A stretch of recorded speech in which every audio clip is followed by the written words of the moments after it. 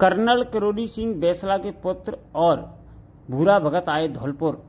गुर्जर आरक्षण समिति के प्रदेश उपाध्यक्ष भूरा भगत एवं कर्नल किरोड़ी सिंह बैसला के पुत्र विजय बैसला आज धौलपुर आए, जहां वे गुर्जर बाहुल्य क्षेत्र मोरली गांव में उन दो घरों में गए जिन घरों के दो युवक गत वर्ष बसईडांग थाना इलाके में पुलिस की गोली के शिकार हुए थे। इसमें दोनों युवकों की मौत हो गई थी। वे दोनों के परिजनों से मिले और घटना पर शोक जताया, साथ ही 1 वर्ष में न्याय नहीं मिलने पर गहरा दुख भी जताया। गुर्जर नेता विजय बैसला ने कहा कि युवाओं में इस घटना को लेकर खासा आक्रोश है। उन्होंने आगामी दिनों में आंदोलन का भी इशारा किया। वहीं घटना के समय पूर्व डिप्टी सीएम सचिन पायलट के धौलपुर आगमन को लेकर चर्चा की। उन्होंने कहा कि दोनों युवकों की मौत के बाद पूर्व डिप्टी सीएम सचिन पायलट धौलपुर आए थे और न्याय दिलाने की बात कही थी, लेकिन अभी तक न्याय नहीं मिला है।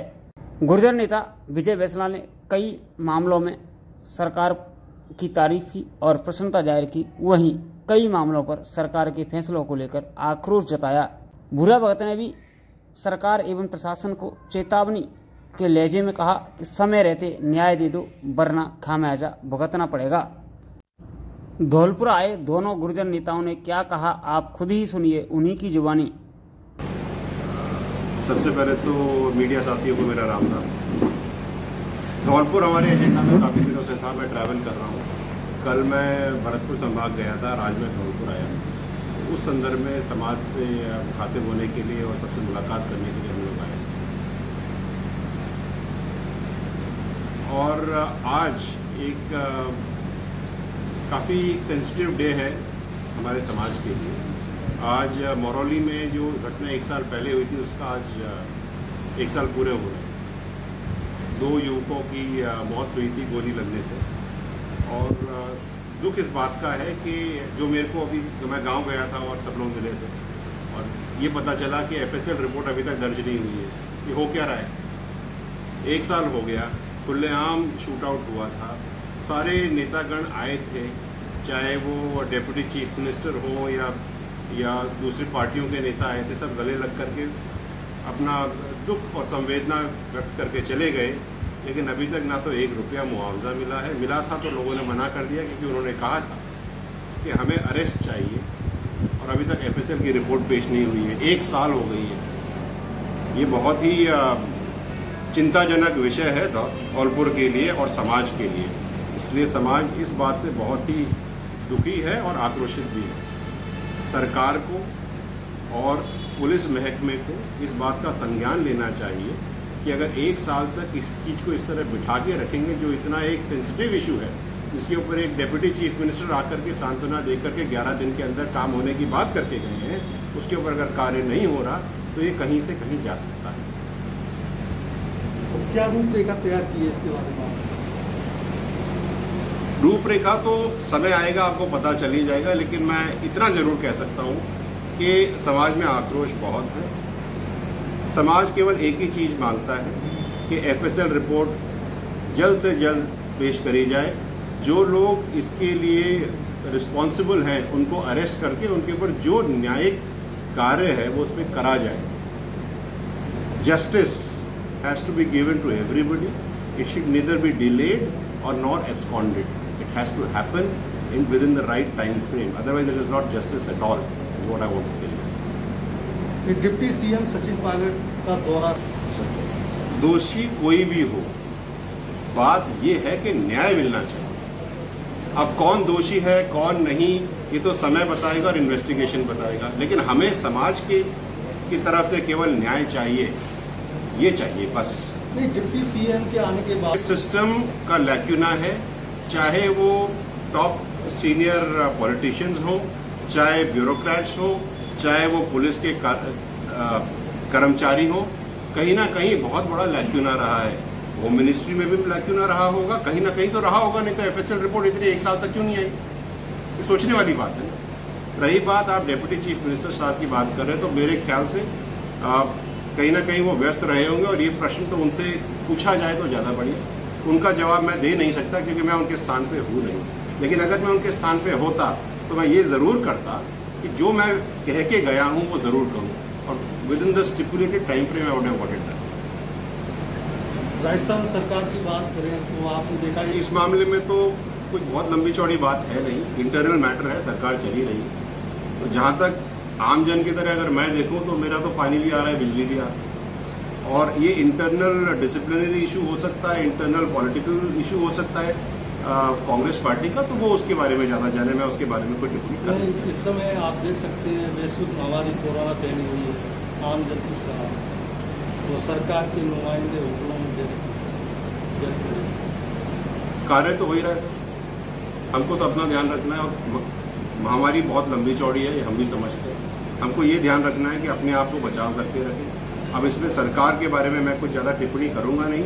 हाँ, मैं सरकार में ये टिप्पणी ज़रूर करूंगा कि हमारे जो आरक्षण के समझौते की जो बात है उसके ऊपर सरकार खरी नहीं उतरी। 5% आरक्षण दिया, उसके लिए बहुत बहुत धन्यवाद। आरजेएस में आपने ला करके दिया, उसके लिए और भी धन्यवाद।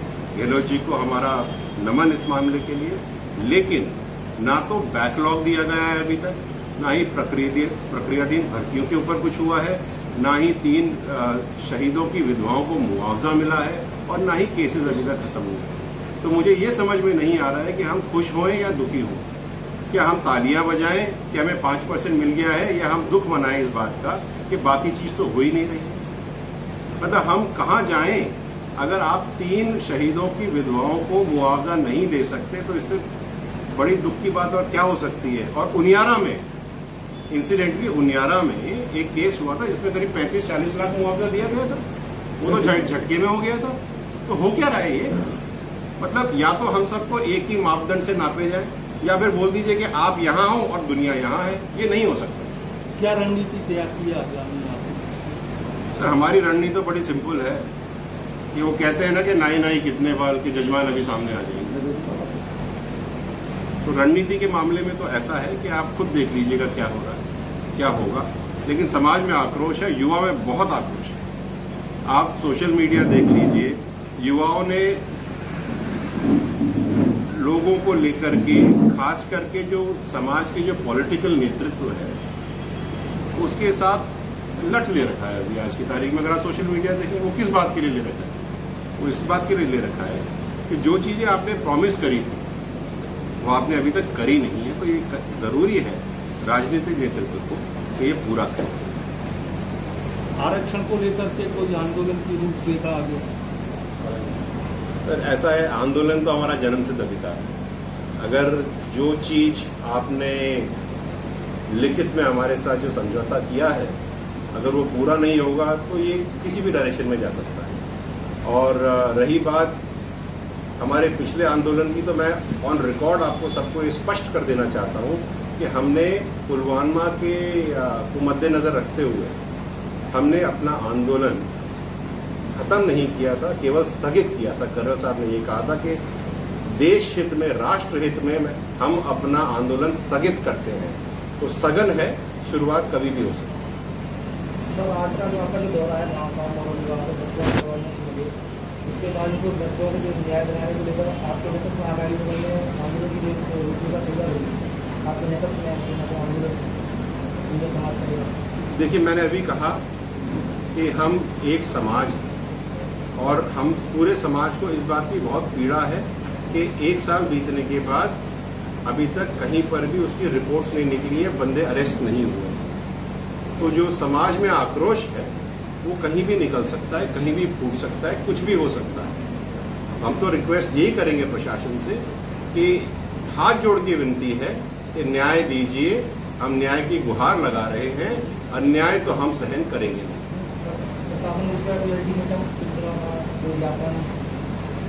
ज्ञापन क्या देना, इसमें ज्ञापन क्या दोगे? अखबार में तो 1 साल पहले आ गया, अब भी आपको ज्ञापन चाहिए। किसको ज्ञापन देना है?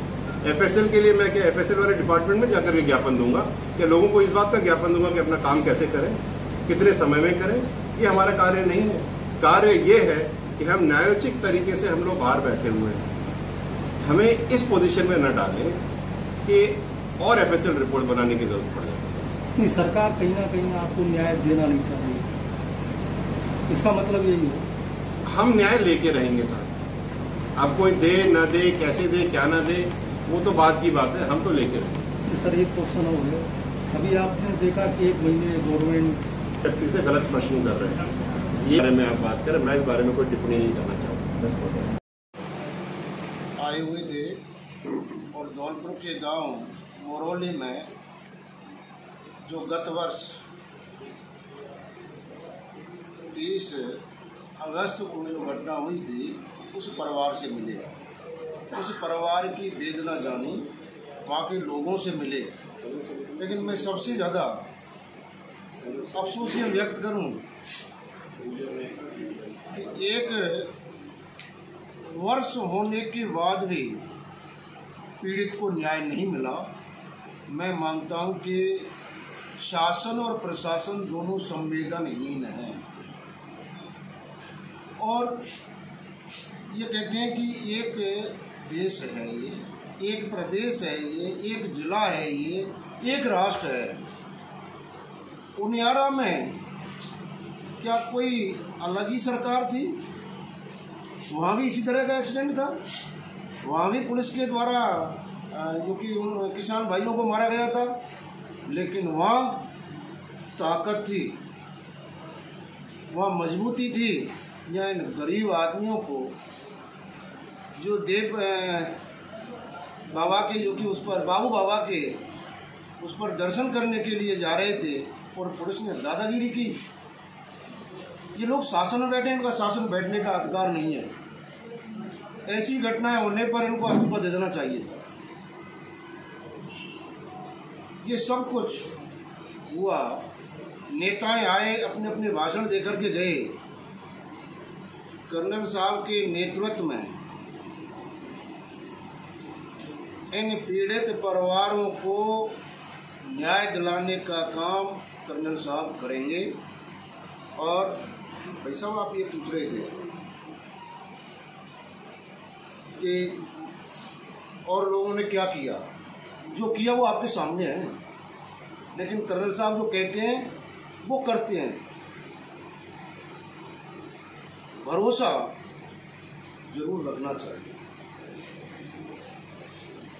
इससे ज़्यादा क्या अन्याय होगा? 1 वर्ष निकलने के बाद आज तक कोई नहीं सुन रहा है। तो मैं आपके माध्यम से राज्य सरकार को और यहाँ के प्रशासन को ये माननीय कर्नल साहब के माध्यम से चेतावनी दे देना चाहता हूँ कि समय रहते हुए या तो न्याय दे दें, वरना आपको खामियाजा भुगतना पड़ेगा। धन्यवाद। राम राम साहब।